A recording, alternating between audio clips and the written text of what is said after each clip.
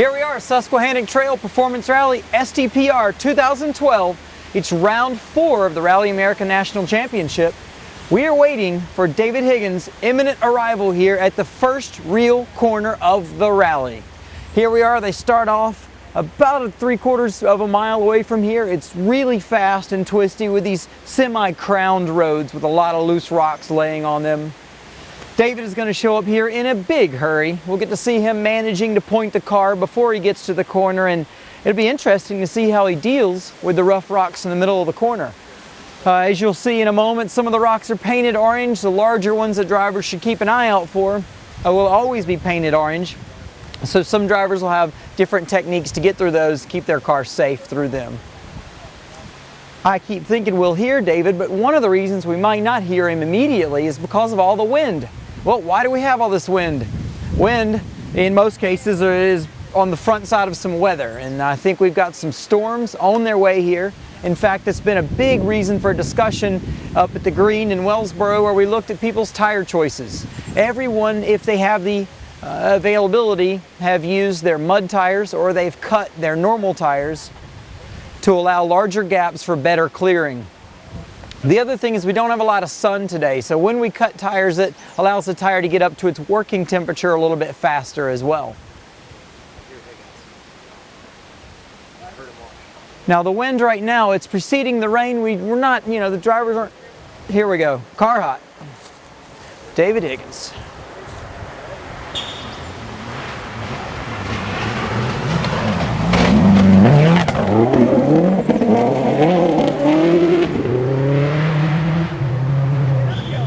Right up to my camera. Perfect. Cool. Well, David, nice and controlled there as always. The big thing I noticed there was how long David kind of left the car sitting as he looked at the corner.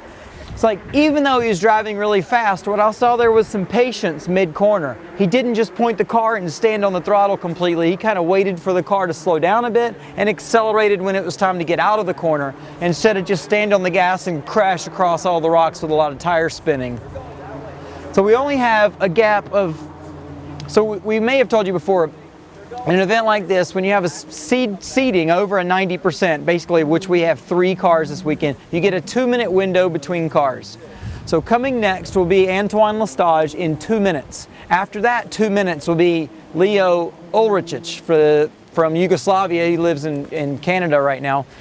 After Leo, we'll have a car every minute through the rest of the field. Last I looked, there's 65 entries that will be coming by here today. And it's the first stage of STPR 2012. We've got a lot of great battles we're going to be following all weekend. Obviously, the David Higgins, Antoine Lestage, Leo battle is going to be a good one at the front of the field, but in super production, we have the addition of Raman Alagaman, the re-addition of Travis Hansen. So in Oregon, we saw a slimmed down super production field that David Sterricks won. David Sterricks has a chance to bring it back to the front for the championship fight, where, who's that? Lachlan O'Sullivan sits 1 point ahead of Travis and Terry Hansen. Any moment here, we're going to see Antoine Lestage.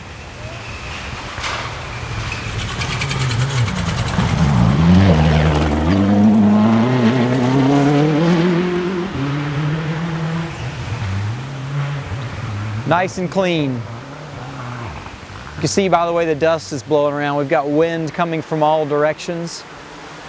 As we drove the stage earlier, we found that the dust cleared quite quickly, which is nice. If I was to forecast, I'd say we're probably going to have stage times the first run through faster than the second run through, because we'll likely have rain by the time the cars get through this stage the second time through.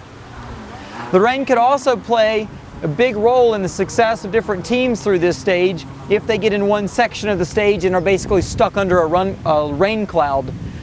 Here at STPR in maybe 2002 when I was running, I remember sitting at a stage start forever in the pouring rain. The first 5 or 6 cars that got off the line had a great stage time. The rest of us were sitting in the torrential downpour and basically got followed through the stage by the rain. So we didn't have such a good time there.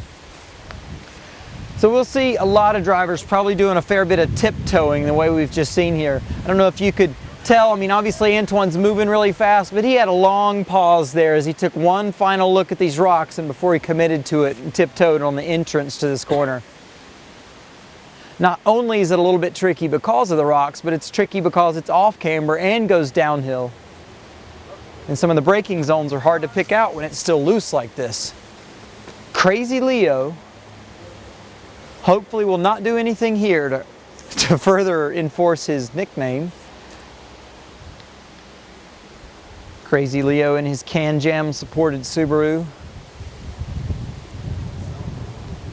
Sequential gearboxes are becoming quite regular in open class rally competition these days.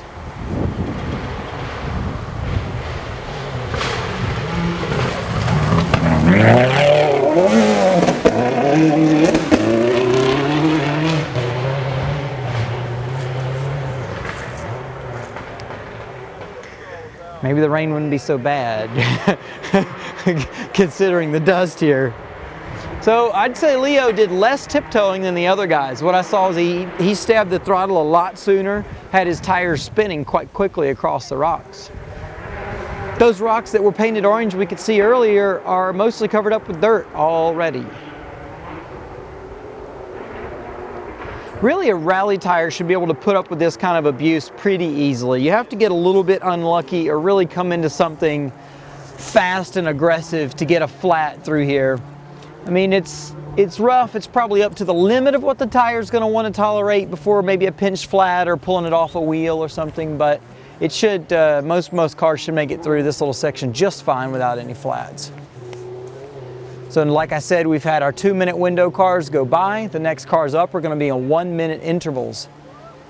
Now I said that the dust blew away quickly. As we can kind of see, dust is still hanging out in little pockets in the trees. It's still possible you could come around a corner, especially on these 1-minute windows coming up, and get surprised by a wall of dust and have to figure out what to do.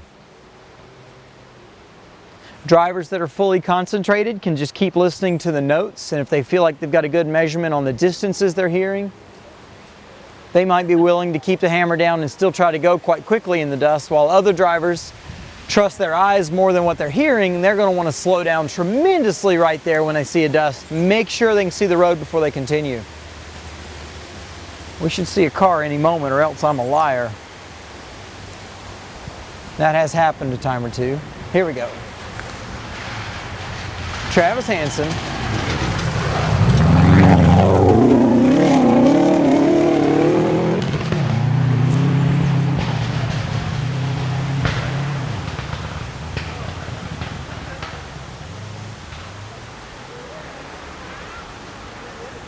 Got some pretty aggressive anti-lag there. I questioned briefly if the car was running right, but it's just the anti-lag's so cranked right now on Travis and Terry's car. Every small lift off of the throttle is relating in a misfire. And the misfire's done on purpose. That's part of how anti-lag works. That's why we hear all the popping and banging and noise.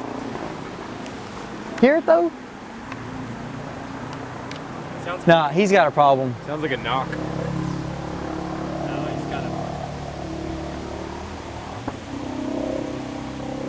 He's on 3 cylinders, isn't he? On 3 cylinders, or he's got a hole in the header or something. Doesn't sound good. Well, again, like I said, sometimes I'm a liar, not on purpose, but I think what we've just heard from Travis and Terry Hansen, I don't know, it could be a coil unplugged or something like that, but I think what I'm hearing is a car on 3 cylinders when it should have 4. And not running terribly well. So we'd love to have Travis and Terry in the super production battle all weekend. They might be in the middle of experiencing a mechanical problem right here at the beginning of the rally. We'll check in with them at the fairgrounds, or we might be able to see them on the other end of this stage. After the cars leave here, they go and run Rattler. Rattler is the name of basically our shakedown stage run backwards. It is a very fast stage with some scary super high speed downhills near the end. We should have Raman Alagama and Chrissy Beavis on the way.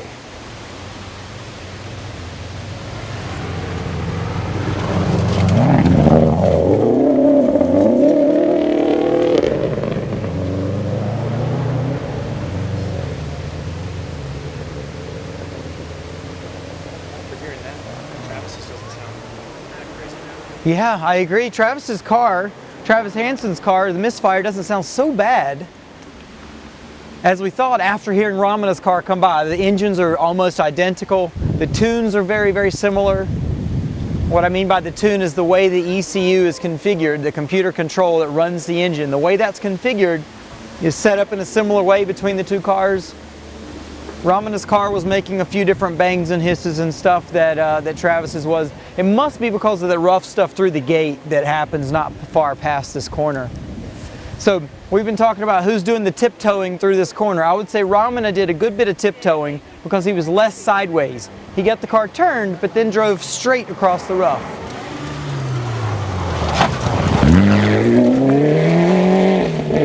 Lachlan O'Sullivan.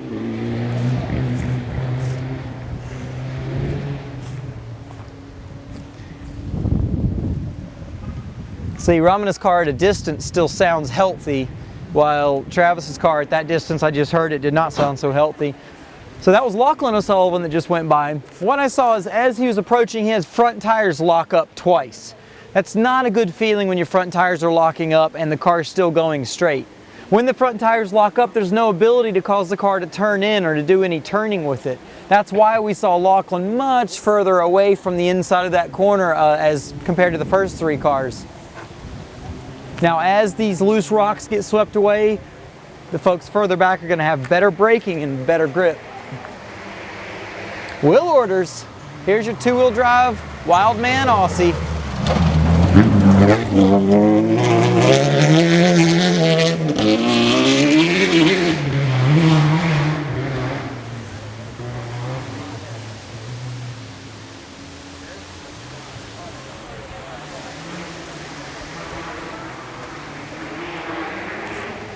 The other piece to consider about this corner is it is the first corner basically in the rally for Susquehannock Trail Performance Rally 2012. And what happens in that first corner is you realize your brakes don't have enough heat in them and you've pushed the brake pedal and you're thinking, please slow down, please slow down. And so we're seeing maybe a couple cars go a little wider because of that. Maybe they're still getting their driver's head switched on. Rally's a funny thing like that. There's not like you get to go and warm up and then go and race. It's like you come here, you might sit at a delayed start for an extra hour before you get a chance to go. Here's Adam Yeoman. He was a podium sitter at Oregon.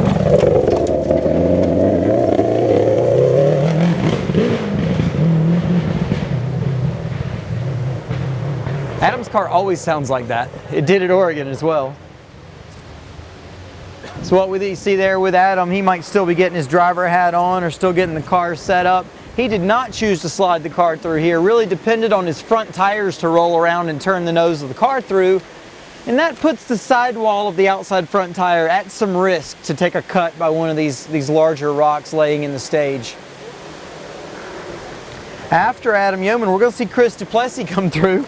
The reason this is interesting is Chris's car is completely untested. I mean completely untested. It got finished in the shop, went on the trailer, and came here to STPR. So Chris, while he knows this type of car and he knows all these bits very well, has zero experience in this particular car. There he is. He's got it here.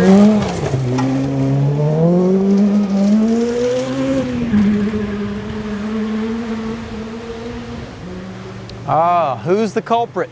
Everyone's going to say, who drug up that huge rock in the middle of the first corner? Well, it was Chris, because there it is. That looked good.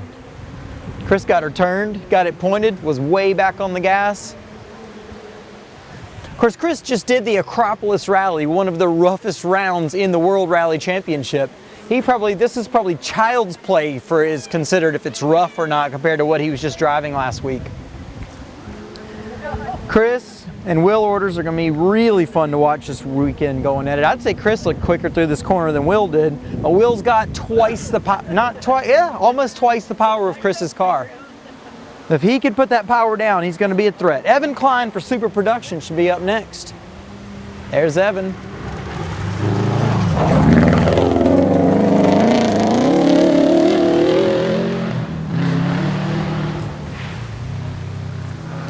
He just smacked his skid plate on some kind of rock down there. We saw Evan Klein at Oregon. He went off, had a big moment. Ketchum was the name of the stage at Oregon. One of the roughest stages in the championship. Evan went off, broke control arms, got two flats, busted the radiator support. He had a hell of a time in Oregon. When we saw him, he was pretty sad as they were trying to replace tons of parts on the car. Next up is going to be David Sterricks, the winner of Super Production at Oregon. If David gets lucky and has another good result or two, he's going to be in that fight for Super Production at the end of the championship this year. He's going to have a lot of work to do to keep up with Lachlan and Ramana and Travis and Terry Hansen this weekend.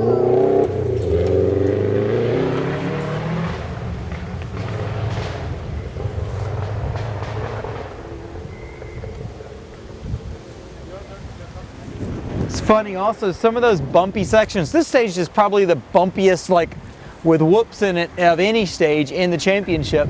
Funny thing about that is sometimes you're trying to hold the throttle to the floor and your foot just bounces off the floor. It's hard to actually keep the throttle pinned to the floorboard if you mean to.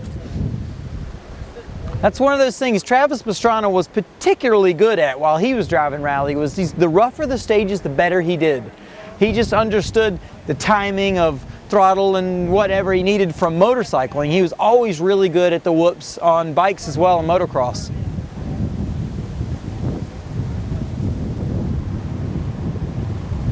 Okay, next up, ACP Jeremy Wimpy.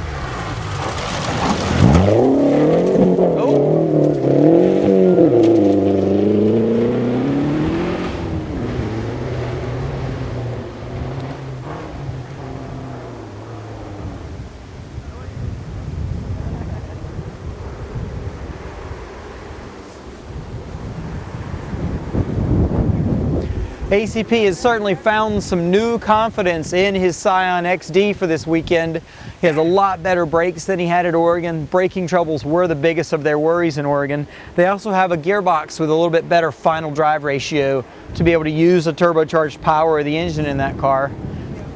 It looked like he got bounced a little funny mid-corner here. He had the car mostly turned, hit the gas, and suddenly the nose went out towards the woods. So he fit 2 corners worth of work into just one here. That's good on you, ACP. Good exercise there. Ross Allen and the other Aussie S13. Yeah, Ross.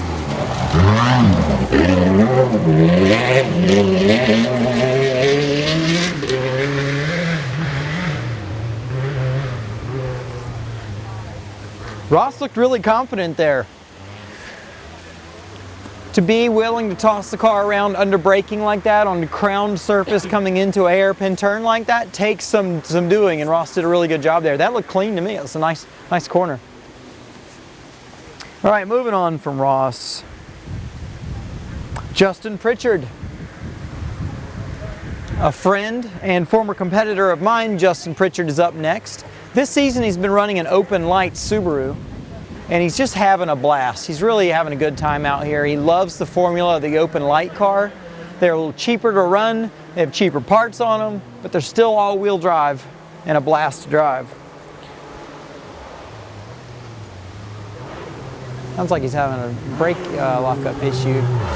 Yes, he is.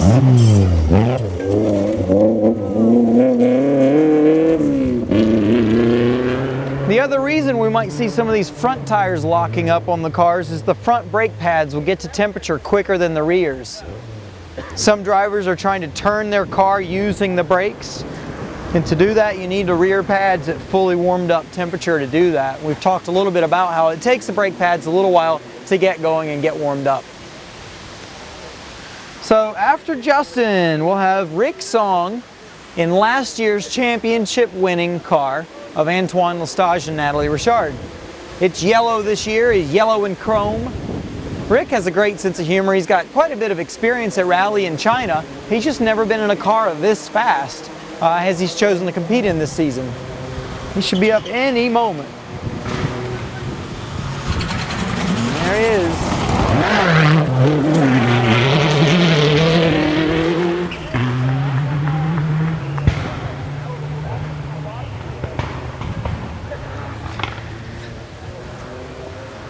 Well, if we were having a competition for who dusted us the most, Rick wins.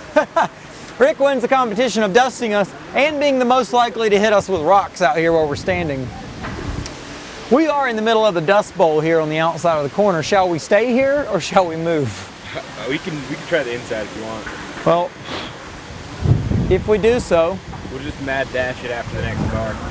Are you ready? Do we need to bring that sheath with us? You gonna come with us? Look how dusty it is. Grab my GoPro when you run back across? Yeah, when we're done, you mean? Yeah. Yeah. We'll wait for the next car to come through. It's gonna be Mason Moyle in a super production Subaru. Mason's goal for this event is to finish, he says. Here we go, Mason.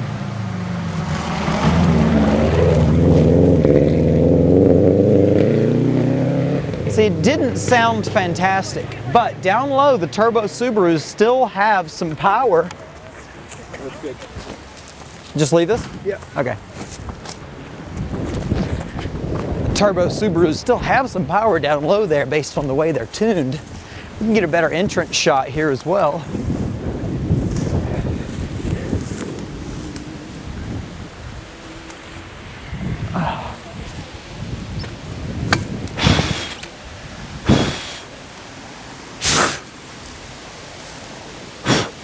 That's a lot of dust. Are we still going? Yeah. Okay, I'm live, or going. Here we go.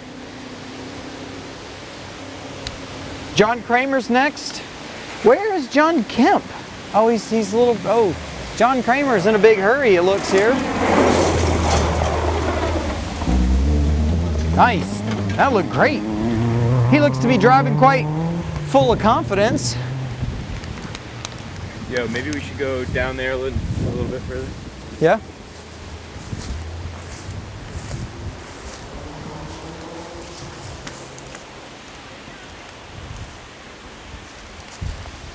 Just wipe off the lens of our GoPro here.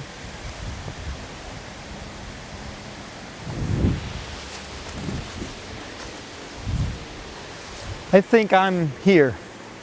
Yeah, right there. Yeah. All right. We still getting audio and all that's good? Mm-hmm. Great.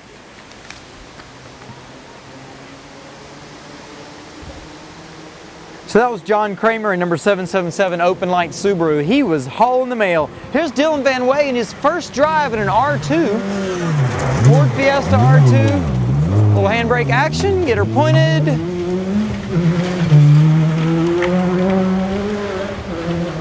On the gas he goes. Dylan's looking good. Zooming right by there.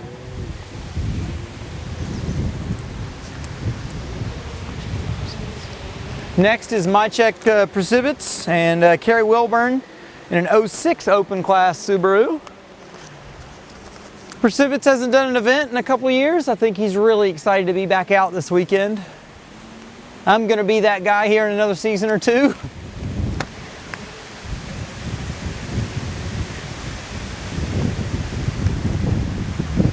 Oh, great. I'm eager to see a couple of our two-wheel drive guys come by. Eddie McNally and Chris Greenhouse are going to be really interesting to see how they come zooming through here since we've seen all their competitors. Here's Mycheck Precipits.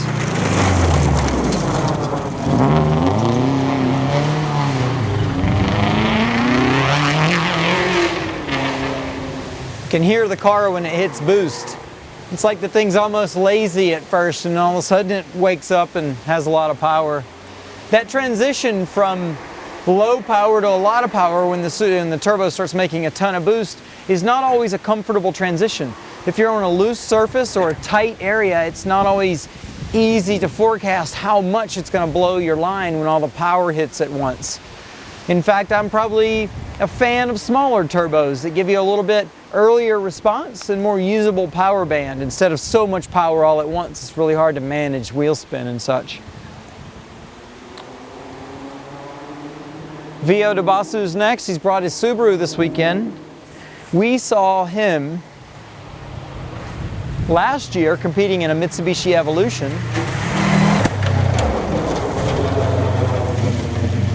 There he is with Brian Murphy. Little handbrake turn action there mid-corner. It's like I'm swimming in a soup. A pea soup of dust. A dust soup. Dust bowl.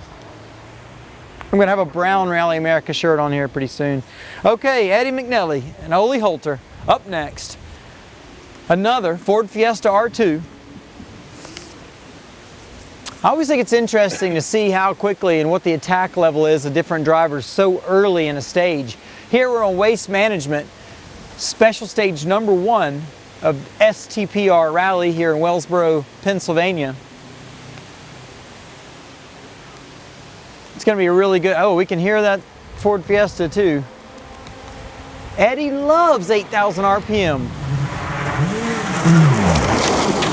Yeah, he's going pretty quick.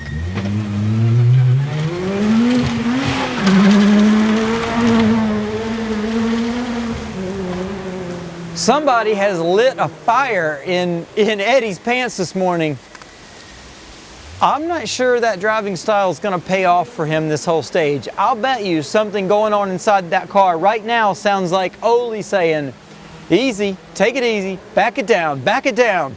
Something like that. The co-driver, that's another job of the co-driver. It's really important, is to know when the driver has just decided to be a crazy driver and tell them they've got to back it off. Driving the way Eddie was here, sometimes it pays off for you, but when you overshoot a corner like this, he's going to have that on his mind for the next 5 or 6 corners. It's hard to get your mind refocused after a big moment where you're going way too fast into a sharp corner like that. John Kemp, Mitsubishi Evo here.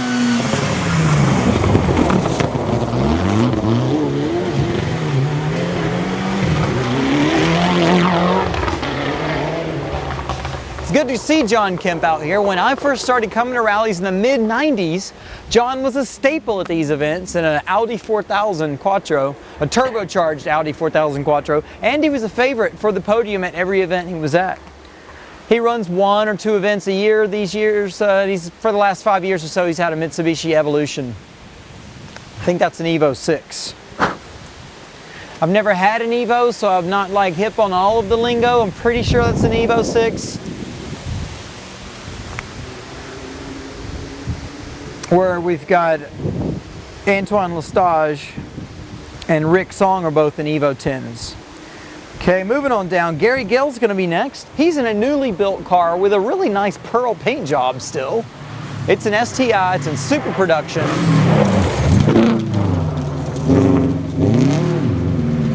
That'll work. Hopefully his trunk will stay closed all the way there. Looks like it's only being held with the springs currently.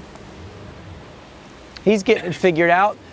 So his brakes, if I was to say something, I saw brake lockups like 5 or 6 times here. It's almost like the brake pad he's using might be more aggressive than he's used to, and he's not used to how gently he's got to use the brake pedal early on like this. This is also going to be a good corner to watch when the cars come back through the stage. They're only running this stage this direction once. Next time through, they'll be running it opposite direction. This stage is really interesting because of all the fast sections that seem to happen, and as soon as you get up in the 4th or 5th gear and really get moving, there's a tight turn off of it and going through a stage that looks like it was made last night by a tractor. That might be a little bit of an over-exaggeration, but Chris Greenhouse in the SRT4. Good to see that. Good job, Chris. And off he goes. What it's good to see there is that Chris is approaching learning that new car a little bit more and a little bit more at a time.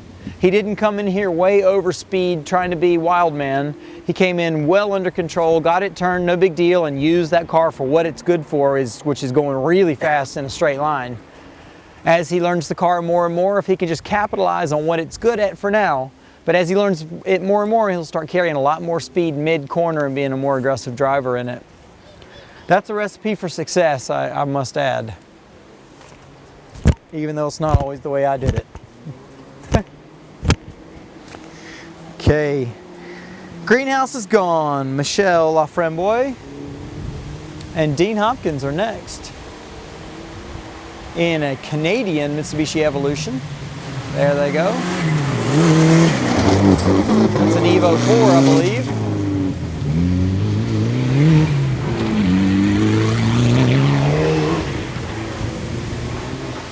someone refer to her car the other day saying that it looked quite a bit like a Teenage Mutant Ninja Turtle for some reason. I don't know what the Ninja Turtles look like these days. They're probably not even teenagers anymore. They're probably quite a bit older now. The senior Mutant Ninja Turtles. More mutated than the last set. Okay. Sam Albert's next. What is Sam Albert driving? He's driving an 04 Open Class Subaru.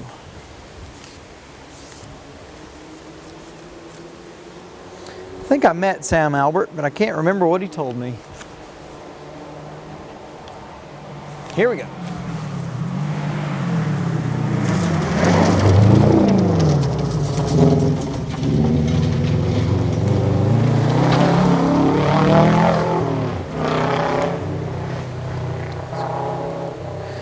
Then Mark Patowski will be next in an Open Lights 2000 Subaru Impreza RS, which is a great platform for an Open Lights car. It came with a 2.5 liter engine, and they work quite well for that. You can make 170 horsepower or so with those. What's the...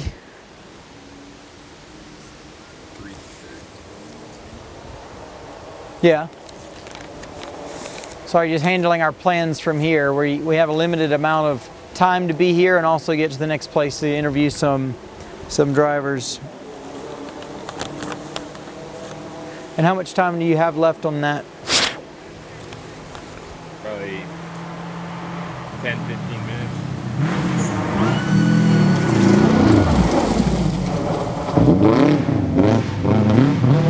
The Map Rally team.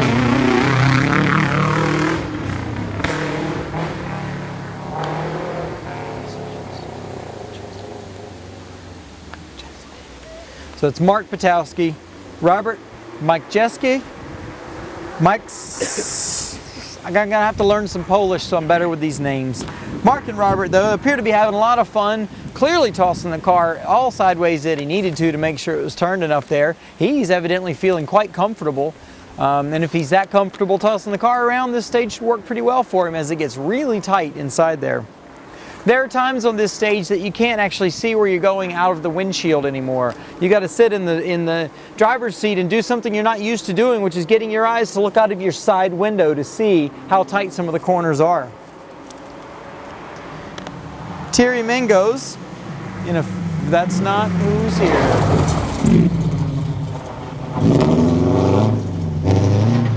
There we go. Matt Gottlieb, Austin Geiger.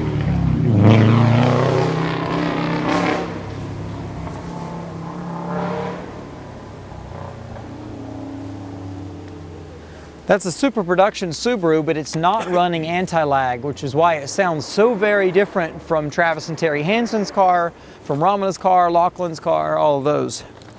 I was wrong about who was coming up. Next is Peter Malazuk and Adam Pleck. Another open class Subaru. Who would have thought that? Then we'll have Thierry Mingos in an R2. He's a Canadian driver, and the R2 is well striped and easy to pick out among the rest. Before that though, here comes the Subaru. Peter and Adam. Somebody's shooting at them.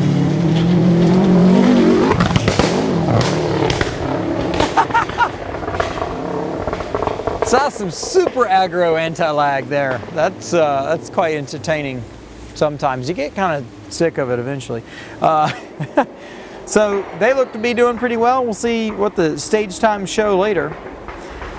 Here, as far back in the rally as we are, we're down to 30 cars. There's 35 more cars to come by. We're 30 cars deep in the field. Sometimes folks change their cars, upgrade their cars, and they don't have a steady speed factor to know where to start them in the rally. So some of the folks that have gone past us might be fast enough to catch the people in front of them, or might find themselves being caught by others. And on a reseed, this order that we have now is likely to change. However, there is no reseed today as far as I understand it. We'll have a new reseed order for Saturday morning. Here's our Canadian in an R2. Isn't that easy to see? Thierry and Pascal losing a little bit of time there. the co-driver changing gears in that car?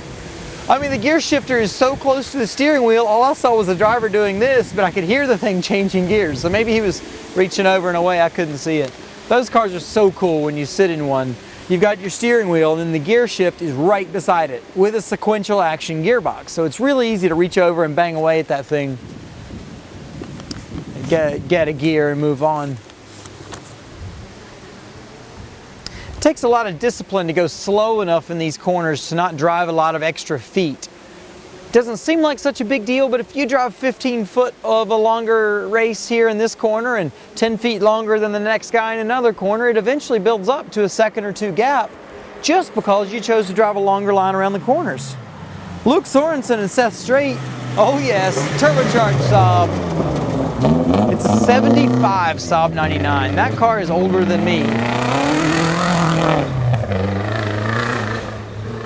I might have lied about it being turbocharged.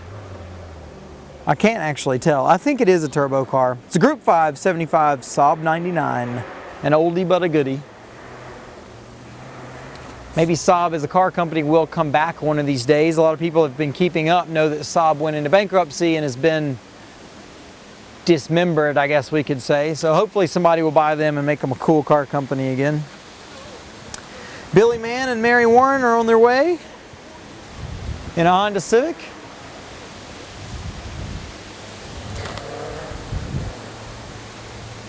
Group 2 car. If they're listed as Group 2, they might still be in the National. I don't have something that tells me the difference between the National and the Regional here. All right, Billy Mann.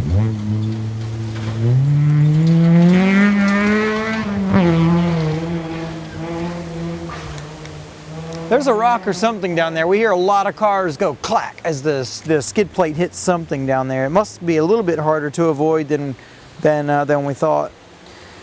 Greg Healy and Cindy Krolikowski. I've got to say hello to Cindy Krolikowski. I haven't gotten to catch up with her yet. She was one of the first personalities I got to know in the sport in the mid-90s as well. Henry and Cindy were running a Dodge Shadow Turbo at the time. That was the hot two-wheel drive car at the time, you might say.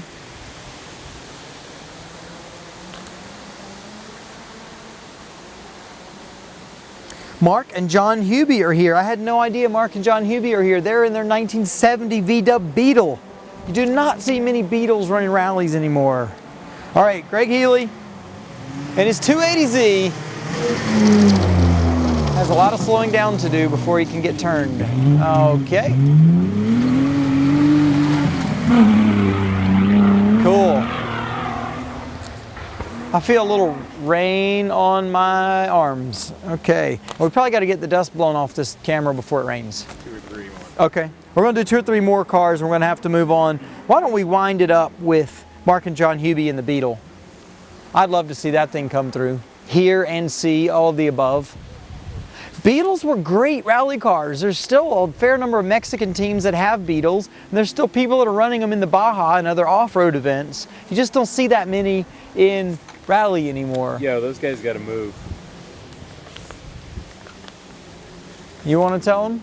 Not right now.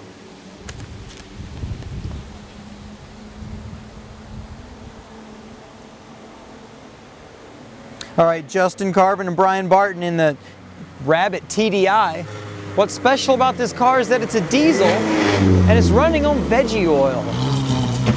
Their company's Grease Car. Grease Car Motorsports would be the team here. They've just built a Golf 4 or Golf 5, a real new chassis Volkswagen that's a diesel, turbo diesel as well, running on grease, which is really cool to see. Maybe we'll smell some French fries. I've done my own experiments running used veggie oil in old diesels, and it's pretty fun. Not in a drive fast kind of way, pretty fun in a not go to the fuel pump very often kind of way. That's what I mean by that. Okay, Martin Egan, Gerald Ankus coming up in an 02 STI. They're joining the super production battle. Hopefully they'll be able to measure themselves in their stage times against the other super production cars.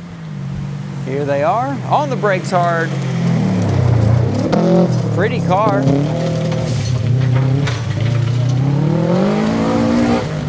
He hit a fair number number of the rocks there. Oh yeah, that car is too low. I'm not sure if you could see it in the video. Watching the video, the car was leaning on its nose quite steeply, not only because of the braking, but because the car is simply set up at too much of a rake. So we heard the stem dragging the skid plate across a lot of things just then.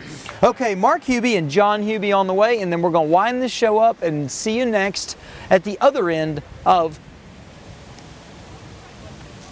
Stage 3, which will be the Waste Management Stage 3 here at STPR 2012. Does it sound like a Beetle? No, it doesn't. Does definitely not sound like a Beetle. Oh, it does! So cool.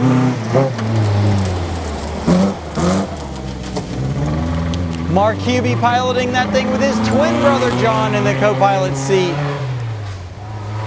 That's great. They built a really sick engine for that. I swear I was going to tell you it was an Acura or a Honda on the way down the hill. And usually I know these things.